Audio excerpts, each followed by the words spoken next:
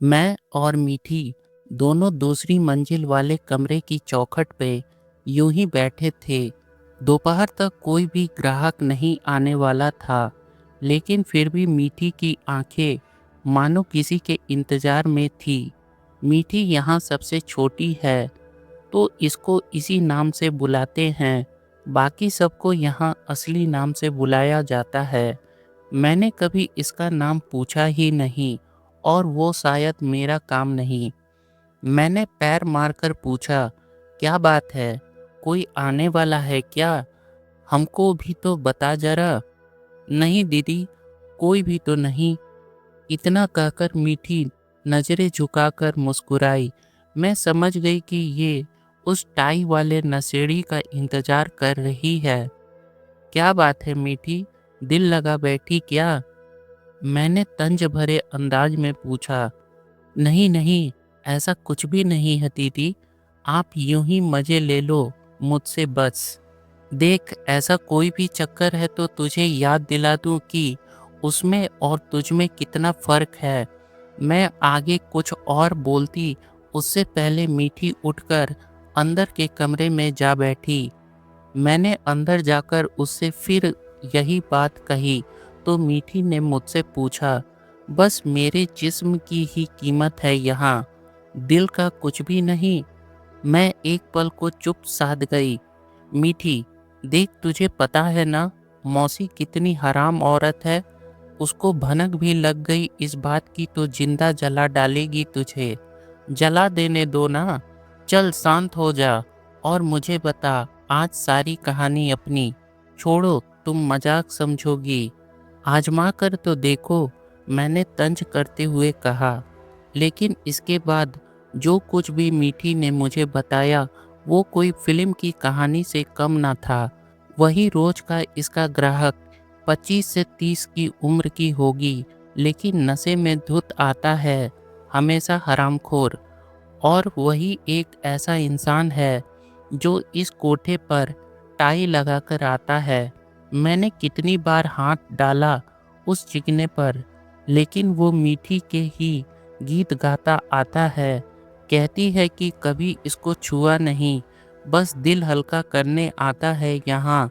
अरे मर्द आते हैं यहाँ खुद हल्का होने, और यह पागल दिल हल्का करता है पैसे खर्च करके। अच्छा मजाक है। देखो, तुमको भी मजाक लग रहा है ना? तुमको मेरी इस बात पर? मीठी बोली। अरे तू बता ना आगे। दीदी, इन सब भूखे आदमियों के बीच वो ही एक पहला इंसान ऐसा है जो पूरी रात का पैसा देता है सिर्फ मुझसे बात करने के लिए। पहले मुझे अजीब लगा, लेकिन फिर एहसास हुआ कि यहाँ इन चार दीवारियों में है ही कौन मेरे पास भी, जो दो पल बैठकर इस मीठी से दो मीठी बातें कर ले। परेशान है इसलिए नशा करता है। बीबी छोड़कर चली गई और सब कुछ अपने नाम करा ले गई। जो कुछ है बस अपना एक दफ्तर है, उस पर भी बीबी से मुकदमा लड़ रहा है। जो पैसा बचता है उसका नशा करता है और बाकी इस मौसी के हलक में चढ़ा देता है। मैं अब उसकी बात ध्यान से सुनने लगी थी। तुम कहती हो ना दीदी कि उसका और अपनों के बीच का फर्क देखो, कोई फर्क नहीं है, सब बराबर बर्बाद हैं इस दुनिया में। उस इंसान को जब दुनिया ने लात मार दी तो वो एक बाजार वाली के पास आता है अपना गम बांटने। तो इस हिसाब से तो मेरा दर्जा ज़्यादा है। आज ये आंखें इंतज़ार में इसलिए है क्योंकि आज कचहरी की तारीख है और उसने कहा था अगर मुकदमा जीत गया तो मेरे लिए गुलाब के फूल लाएगा। मीठी, तू तो बड़ी बड़ी बातें करने लगी। क्या बात है? अब तो फूलों का इंतजार भी हो रहा है, लेकिन अभी भी वक्त है। संभल जा और उसको दूर रख खुद से। यह सब सही नहीं। गलत सही समझने का मौका दिया ही कहाँ है आज तक दुनिया ने। पहली बार कुछ ऐसा हुआ है मेरे साथ। मुझे तो सब सही लग रहे हैं, वरना रहना तो यहीं इस कचड़े में है। यही सब सुनते सुनते पीछे से शोर सुनाई पड़ा भीड़ का।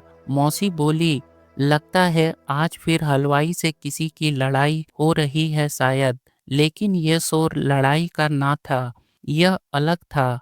बाहर झांक कर देखा तो खुद लोग मदद के लिए चिल्ला रहे थे, तो कुछ गालियां दे रहे थे। सड़क पर पड़े उस इंसान को जो हाथों में कुछ गुलाब लिए था और गले में एक टाई, और शायद नशे की हालत में गाड़ी के आगे आकर मर भी गया था। आशा करता हूँ आपको यह स्टोरी पसंद आई होगी। स्टोरी पसंद आए तो चैनल को प्लीज़ लाइक, शेयर और सब्सक्राइब जरूर करें। मिलते हैं अगले स्टोरी में, तब तक के लिए धन्यवाद।